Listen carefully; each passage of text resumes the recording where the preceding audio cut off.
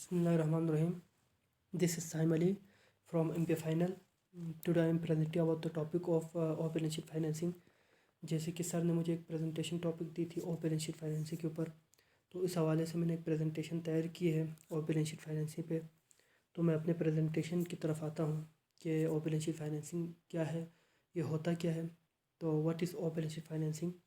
In of balance sheet financing companies does not include the liability on it's balance sheet. और balance sheet financing एक ऐसा financing है जिसमें companies अपनी liabilities को बैलेंस शीट में इंक्लूड नहीं करते हैं। तो क्यों नहीं करते हैं, उसकी सबसे बड़ी वजह यही है कि जो कंपनीज अपनी फाइनेंशियल पोजीशन को स्ट्रॉन्ग दिखाने के लिए वो और बैलेंस शीट फाइनेंसिंग की तरफ जाते हैं, ताकि जो उनकी डेप्थ है वो कम से कम शो कर सके और अपनी कंपनी की जो फाइनेंशियल पोजीशन है उसको ज़्यादा से ज़्यादा शो कर सके। तो दूसरी वजह ये है कि जो लोग हैं, लोगों का जो पीपल्स है, जो लोगों का जो है जो कंपनीज़ का जो बैंकरप्सी और प्रॉब्लम्स होते हैं उन तक एसेस रोकने के लिए जो है ना ऑफ बैलेंस शीट की तरफ जो कंपनीज़ जाते हैं। और तीसरी वजह जो कंपनीज़ अपनी जो फाइनेंसिंग लीज है उसको कन्वर्ट करते हैं ऑपरेटिंग लीज में, ताकि उसकी बेसिक वजह ये है कि जो ऑपरेटिंग लीज है वो एक फार्म है ऑफ बैलेंस शीट फाइनेंसिंग का।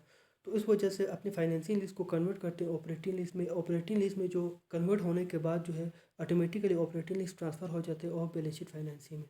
तो इन सब सिनेरियो को देखते हुए ISA एक स्टैंडर्ड ऑर्गेनाइजेशन है इंटरनेशनल, उन्होंने ये लाजमी करार दिया, उन्होंने डिक्लेयर की कि जो ऑपरेटिंग लीज और फाइनेंसिंग लीज है वो बैलेंस शीट के अंदर लाजमी रिपोर्ट होनी चाहिए, और साथ में present value of asset and liability है वो भी लाजमी तौर पर शो होनी चाहिए। तो इन सब मुश्किलात को देखते हुए जो कंपनीज इकट्ठे हो गए और वो लोग SP की तरफ गए, जहाँ पे स्पेशल यानी कि स्पेशल पर्पस एंटिटी की तरफ गए, जहाँ पे उन्होंने मुख्तलिफ मेथड्स और इनोवेशन यानी इनोवेशन लाया। उन्होंने वहाँ पे इनोवेशन लाया, वहाँ पे मुख्तलिफ जो मेथड अप्लाई की, ताकि जो ऑफ बैलेंस शीट फाइनेंसिंग की तरफ जाने के लिए जो रास्ता है वो साफ़ हो सके या मज़ीद आसान हो सके। तो राह हमवार करने के लिए ऑफ बैलेंस शीट फाइनेंसिंग की तरफ जाने के लिए जो राह हमवार करने के लिए उन्होंने मुख्तलिफ इनोवेशन और मेथड वहाँ पे अप्लाई किए।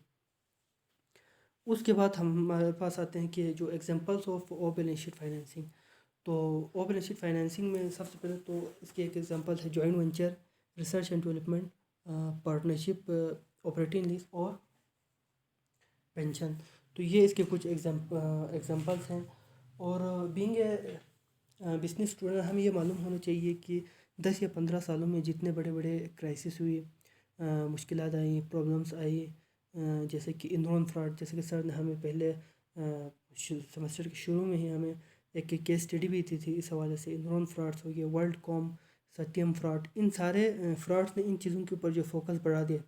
अगर हम ऑफ बैलेंस शीट फाइनेंसिंग या ऑफ बैलेंस शीट आइटम्स की बात करते हैं तो इनमें कुछ ऐसे कंट्रैक्ट होते हैं जिसमें कंपनी में कोई जवाबदार नहीं होती है, लेकिन किसी मुश्किलात होने पर कंपनी के ऊपर बहुत रिस्पॉन्सिबिलिटी आ सकती है।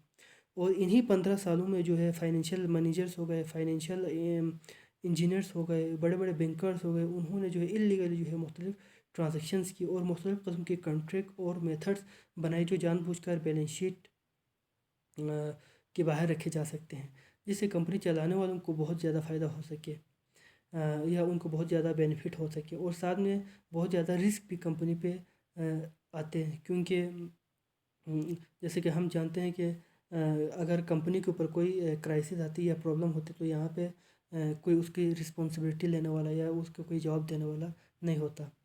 तो इन सब चीज़ों को सामने रखते हुए अगर आप कंपनी के हवाले से जानना चाहते हैं तो जो उसकी जो एनुअल रिपोर्ट है उसमें जो है ऑफ बैलेंस शीट आइटम है उस हवाले से ज़रूर हमें पढ़ लेना चाहिए। बीइंग ए एनालिस्ट या बीइंग ए बिजनेस स्टूडेंट या बीइंग ए इन्वेस्टर हमें उसको पढ़ लेना चाहिए, इन्वेस्टिगेट करनी चाहिए, उसको एनालाइज करनी चाहिए, ताकि हमें मुस्तक़बिल में मुश्किलात पैदा ना हो उस हवाले से। फिर उसके बाद आते हैं कि इस off balance sheet financing legal, क्या off balance sheet financing legal है? तो गैप एक इंटरनेशनल स्टैंडर्ड इदारा है, जर्नल एक्सेप्टेबल अकाउंटिंग प्रिंसिपल के नाम से।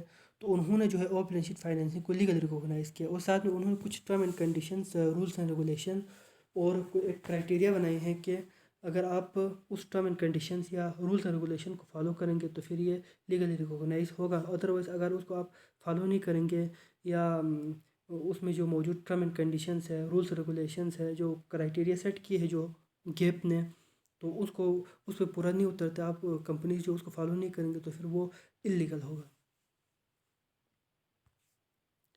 پھر آتا ہے balance sheet. Of balance sheet اور آن بیلنس شیٹ میں ڈفرینس. تو آف بیلنس شیٹ کا ہم نے پہلے ہی ذکر کیا کہ ایسے لائبلٹیز جو ہے وہ کمپنیز اپنے لائبلٹیز اپنے بیلنس شیٹ میں انکلوڈ نہیں کرتے ہیں تو آف بیلنس شیٹ کہلاتے ہیں، تاکہ اپنی جو کمپنی کی فائنینشیل اسٹرینتھ ہے، اسٹرانگ پوزیشن ہے، اس کو جو ہے انڈیکیٹ کرتے ہیں دنیا کے سامنے، اور جو ان کی جو ڈیپتھ ہے اس کو کم سے کم دکھانے کے لیے وہ آف بیلنس شیٹ فائنینسنگ کی طرف جاتے ہیں. دوسری بات آن بیلنس شیٹ. ہم آن بیلنس شیٹ کی بات کریں تو آن بیلنس شیٹ کے اندر جو ہے کمپنیز جو ہے نا وہ لیگلی یا فارملی اون کرتے ہیں ایسٹ اینڈ لائبلٹیز کو، اور انہی ایسٹ اینڈ لائبلٹیز کو اون کرتے ہیں کمپنیز، اور وہ رسپانسیبل بھی ہے انہی ایسٹ اینڈ لائبلٹیز کا. تو this is my presentation. Thank you so much sir.